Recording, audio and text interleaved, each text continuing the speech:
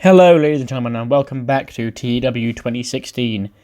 This is going to be Monday Night Raw, following the greatest Royal Rumble, and let's get into it right away. Let's not waste any time. Raw kicks off with Roman Reigns coming out to the ring, and he's a bit annoyed because he doesn't feel like he lost to Brock Lesnar last night in that cage match, because they both hit the floor at the same time. And he calls Kurt Angle out, and he's like, "Oh, I want a rematch against Brock. When am I going to get my rematch?" Kurt's like, "Yeah, it's true that match didn't end the way I planned, but Brock, we couldn't organise a rematch. Brock just left. But Brock will be at Backlash, and we'll have one last final match. The last encounter, Brock Lesnar and Roman Reigns at Backlash for the Universal title. Win, lose, or draw for Roman, this will be the last time he'll wrestle Brock for the Universal title." But he's like, "As a quick warm-up now, I want you to wrestle right now, coming up next against his opponent," and then Baron Corbin comes out and they have a match. C+, Roman beats him with a spear. No work improvements to comment upon. We cut backstage, and Titus Worldwide, they arrive. Titus, Apollo, Dana, and Bobby. And then Charlie Caruso comes out to an interview, and Titus says him and Bobby Lashley and Braun Strowman are going to both have matches to prove who can dominate the best, who can destroy their opponent the quickest. And he says he's going to prove that once he's the dominator, he's always a dominator, and that no monster can out-dominate him. Tag team women's match, Bayley and Ember Moon, they beat the Wyatt Squad when Ember Moon defeated Sarah Logan with an Eclipse. Ember Moon and Liv Morgan are improving. Just a quick tag team match, and we wonder how the Wyatt Squad are going to react to losing this match here. A really quick segment, Delete is a World showing off their new titles and how they're going to delete the rest of the Raw Tag Team division. And then Bray's like, "We're the champions and we're here." Then they come out for a match against the B Team, who on my save aren't built up at all. They're just still the Miz Taraj jobbers that they were before. So Wyatt beats Axel easily. No work improvements. We cut to Cavi Kelly backstage. He stood outside Bobby Roode's locker room. Obviously, he got the big fancy door, a big fancy Bobby Roode symbol, glorious, and all that written on it. And she knocks, and then Mandy Leon comes out instead of Bobby Roode, and Cavi's like, "I wanted to speak to Bobby Roode about what's going on with him and him, and what he's going on with him and Randy Orton." And Mandy's like, "Well, it doesn't matter what's going on with Randy. We've dealt with Randy. And I'm here just to make sure," because Bobby's lost sight since coming up to the main roster, about what made him glorious in the first place. And he's sort of just been saying it out of habit, and he hasn't been feeling his glorious self recently. But she's going to make him glorious yet again. Kurt Hawkins is stood from the ring. This is after the commercial break. And Jinder comes out for the match that him and Kurt Hawkins were supposed to have. Kurt Angle told him about last week. And Jinder's coming out. He's got his letter. He gets to the match. He's like, "Oh, I told Kurt Angle last week if he put me in this match, I would get the King of India to put him on his wanted list, and that he'd get one of the Singhs to read out this letter that he's frauded, pretending to be the King of India, saying Jinder, our prize prince Maharaja, cannot wrestle in this match because it's below him."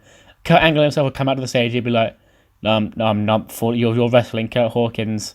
I don't know there's not even a King of India. I don't understand who you're trying to fool here. I was born at night, but not last night, and this isn't going to work. We're having this match." Then Jinder would be distracted by Case, like, "Oh, Kurt, the King," and then the bell would ring. Kurt Hawkins would quickly roll him up, but Jinder, he would kick out and win. It would be a good, nice false finish, but Jinder beat him. Kurt got backstage really quick. There might have been an advert break in there. And Dolph walks in, and he says he doesn't want to wait till Backlash. He wants to face Seth Rollins tonight. And then Kurt's like, "Okay, you are the number one contender, but you'll be wrestling Seth Rollins in the main event tonight, and it'll be a non-title match." And Dolph says that'll be fine. I'll be able to get to Seth Rollins, and we'll see how Seth reacts to the news that he'll have to face his number one contender in a non-title main match in the main event. This was that match earlier on. Bobby Lashley, he had to quickly dominate somebody, so Victor, Liam, I'm sorry if you're watching this. Victor gets destroyed in about 3 minutes because Connor is suspended and Victor's got nothing to do. So Bobby Lashley beats him in a shit match. Braun then comes out and he's like, "Oh, I'm gonna dominate my opponent better than you dominated Victor in the style." And his opponent is, of course, yet again, Titus, and he beats him in 1 minute. So Braun, looking the stronger of the two, heading into Backlash. Seth Rollins, Kurt Angle, meets up with Seth Rollins backstage, and he lets him know that, I booked you against Dolph Ziggler in the main event tonight. And Seth's like, he's not happy about it, but he's like, okay, but I want him to know that if I beat him, he doesn't get the title shot. I want this to be, if he loses, he vacates the number one contendership match. And Kurt's, he says, well, Dolph earned that fair and square, but I guess you do have a point. If he can't beat you, what makes you think he can beat you at the pay-per-view? So if Ziggler loses, he's no longer the number one contender, and we'll find a new number one contender.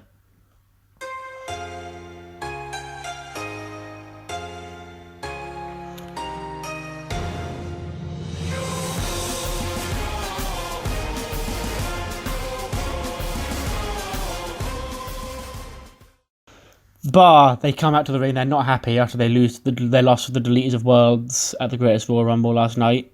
And they're like, oh, those punks, they got lucky, fella. Oh, we are still the greatest tag team on Raw. We don't set the bar, we are the bar, blah, blah, blah, blah, blah. And they're like, I dare any tag team to come and prove us wrong. And then, like, the whole tag team division disagrees. You've got the Usos, you've got now the new Wu-Tang Clan, Tyler Dillinger and Zack Ryder, and you've got Breezango. They all come out. And they're all like, no, you've had your shot. Get to the back of the line. Get to the back of the bar, if you'd say. And Sheamus is like, oh, well, if you don't think you are better than the bar, come into the ring and prove it in a match. So they challenge any of the tag teams. And the Usos are like, yeah, Roos, we'll do that, Roos. So then we've got Usos versus the bar. And the Usos, they win because Cassius Ohno comes out and distracts the bar. That little thing's not done.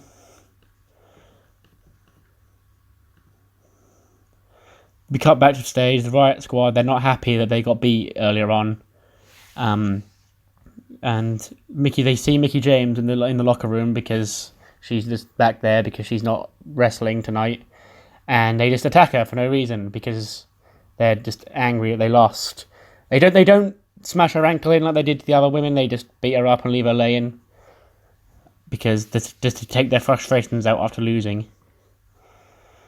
Again, we get another video phone promo sent in, this time by Alexa Bliss because she is on SmackDown and she's not allowed on Raw, just saying that Backlash, Nia is in over her head.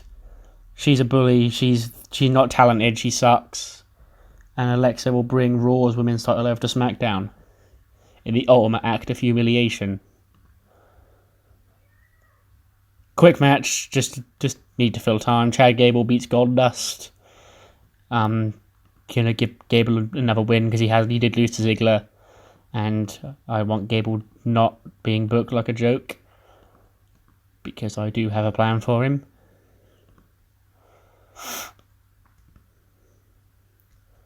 Backstage, the bar storm into Kurt Angle's office. They're like, "Oh, fella," I say they're like Sheamus is like, "Oh, fella, that Cassius Ohno fella, he cost us that match. We were going to prove we were the best tag team on Raw, and now we still are, but now they're not going to believe it because we got beat by the Usos, fella." And then Kurt's like, "Okay, so I see Ohno sort of like giving you guys problems, and there's only one way to solve this. I think one of you is going to wrestle Cassius Ohno at Backlash." And Sheamus is like, "Oh, my good buddy Cesaro, that's going to be him." And Kurt goes, no, this isn't up for a debate. When I say one of you, I know who it's going to be, and Sheamus, it's going to be you. You're going to wrestle Cassius Ohno at Backlash. But I would also be interested to hear Cesaro's opinion on this match, being that we haven't really heard him speak about his old friend. So he will be the special guest referee for that matchup. And Sheamus is like, "Oh, fella, what do you mean? obviously Tony's on my side, fella. And Kurt's like, well, we're going to see them, won't we? And then the bar, they storm out of the room. Kurt sort of looks all perplexed at the screen because he's just doing that kind of reaction face. He's like, takes a breath. I know what his face I mean. Camera will hear a knock at the door. Camera will pan over. In storms. Oh, Kurt. See, you thought I would lose to Kurt Hawkins because you have no faith in the Maharaja, but I beat Kurt Hawkins. So when is my Intercontinental Championship match? And Kurt's like, dude, no, you beat Kurt Hawkins. My whole plan is I put you against Kurt Hawkins because he's my lowest ranked superstar, and you don't get your title shot by beating him. You've got to work your way up to it. So next week, this will continue, and you'll wrestle my next lowest ranked superstar, which is one of the Singh brothers, and I'll let you choose. And Kurt's like, oh, Kurt, you cannot let me wrestle one of the Singhs. They are my loyal friends. And Kurt's like, it's either you fight them or you never get your IC title shot like you won. And Kurt's like, Jinder's like, oh, Kurt, you haven't heard the end of this, Kurt. And then they all storm out. Nia Jax just needs a win. She hasn't actually pinned anybody since she became the champion because Ember Moon beat one of them 2 tag matches. Just a quick win for her over Dana Brooke. Nothing more than that. Then we see Bobby Roode and Mandy Leo, and they go to leave because the show's nearly over, and they're heels, and they wouldn't wait till the end of the show because they're dicks. And they go to get in the car. They'd go to get obviously in the limo, and Bobby Roode would be like, where were the keys? And Mandy's like, oh, well, I gave you the keys.